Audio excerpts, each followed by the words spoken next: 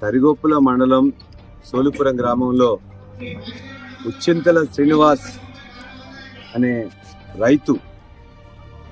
10 ఎకరాల ఆసామి, 3 పిల్లలు మంచిగా చదువుకుంటూ ఉన్నారు. ఇంజనీరింగ్ డిగ్రీ ఒక అబ్బాయి చదువుతూ, పాలిటెక్నిక్ ఒకటి చదువుతూ, ఒక అబ్బాయి తనకు తోడుగా ఉంటూ 10 ఎకరాల వ్యవసాయం చేస్తే కూడా పంట సరిగ్గా రాక, పంట కూడా మొత్తం వేస్తే కూడా ఒక దగ్గర 5 డబ్బాలు వేసి 2 డబ్బాలు కూడా వెళ్ళక, ఒకవైపున అప్పులు, రెండో వైపున